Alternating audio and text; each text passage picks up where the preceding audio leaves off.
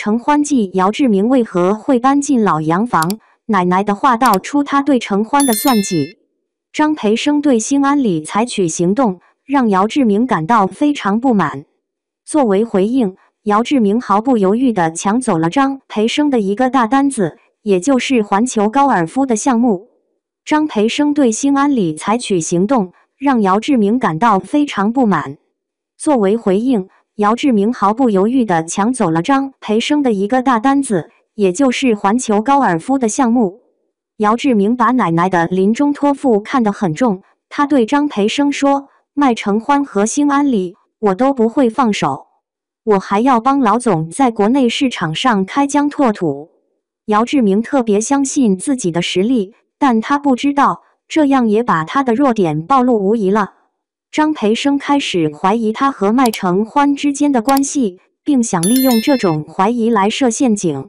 张培生是个狡猾的老狐狸，总是能够巧妙应对各种局面，而姚志明却显得有些犹豫不决，总是顾虑重重。这场对决，张培生能否用他的狡黠战胜姚志明的犹豫不决呢？姚志明在商界之所以能够雷厉风行，毫不迟疑，主要是因为他心里没有任何牵挂和担忧，这让他可以全身心地投入到商业决策中，不受任何束缚。这种无所畏惧的态度，让他在商场上如鱼得水，无往不胜。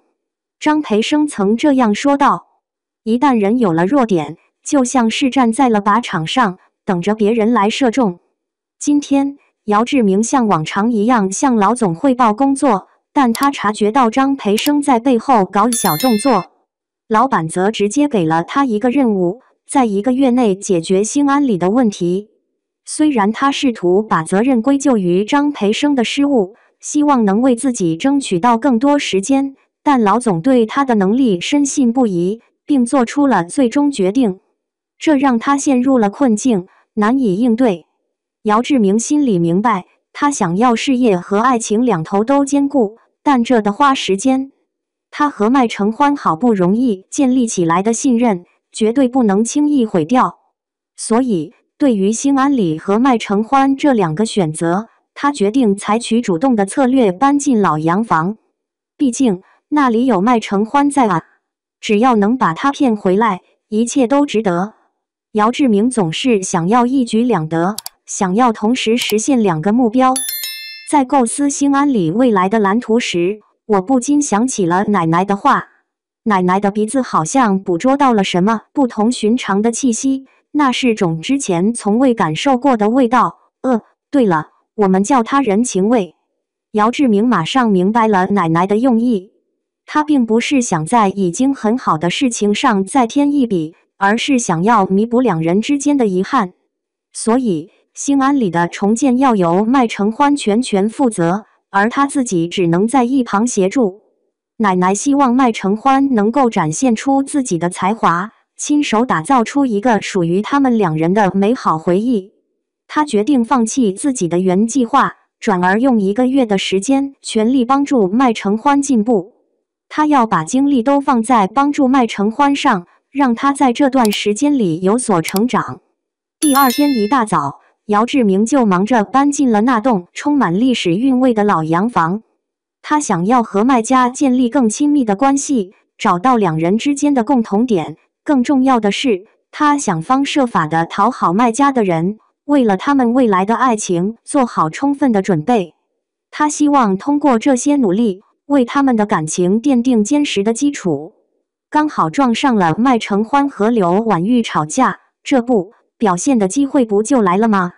于是，那个总是显得高冷霸道的姚志明总裁，突然变得善解人意，像个小天使一样。他不仅在母女间调和矛盾，还耐心给麦承欢做思想工作，真是让人刮目相看。说到底，他不就是想离承欢近点儿，好让承欢搬回来住，这样他在未来岳父岳母面前也能显得更重要些。所以他们愿意睡在阁楼，找机会劝说麦承欢回家。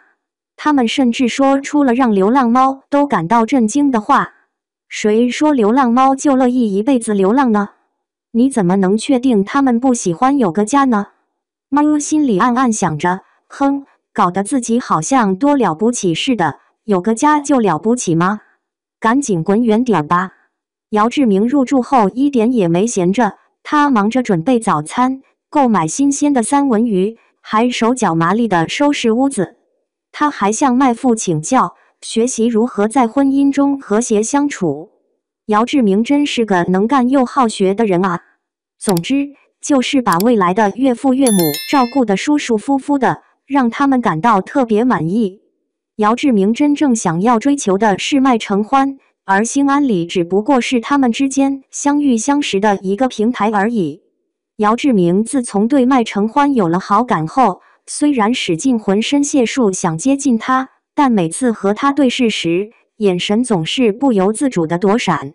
他心里喜欢的不得了，可表面上却总显得有些不自在。麦承欢对未来感到迷茫，姚志明见状便给他出了个主意，利用兴安里独特的优势，把他做大做强。这个建议让麦承欢豁然开朗，找到了新的方向。姚志明对麦承欢的感谢觉得挺没必要，因为他觉得自己为喜欢的人帮忙是理所当然的，没什么大不了的。不过，麦承欢很认真地告诉我说，奶奶教过他，只有当面把心里话说出来，别人才会真正明白你的想法。于是，姚总陷入了沉思，他突然间想到了一个问题，便趁机向麦承欢提出了一个疑问：喜欢的话，是不是应该勇敢地表达出来呢？麦承欢刚坦率地说出了自己的真实想法，没想到下一秒就被人突然表白了。他还没来得及好好消化这个惊喜，对方的信息就已经撤回了，让他有些措手不及，已经无法挽回了。但麦承欢回想过去的一切，终于明白了，这就是两个人心照不宣、相互奔赴的感觉吧。他可能还不知道，姚志明不仅对他有好感，还希望和他一起携手共创事业，一起努力把他做大做强。当初让他去从事物业工作，是因为我认为这个领域有着巨大的潜力和发展前景。我希望通过他的努力和实践，能够为我们共同的事业打下坚实的基础。因此，我鼓励他积极参与物业管理工作，不断提升自己的能力和素质。我相信，只要我们共同努力，就一定能够在物业管理领域取得出色的成绩，为我们的未来奠定坚实的基础。马上就能看到姚志明的大招啦，真是让人期待不已啊！准备好为他欢呼了吗？如果你觉得还没看够，那就赶紧关注我，这样你就不会错过任何精彩内容了。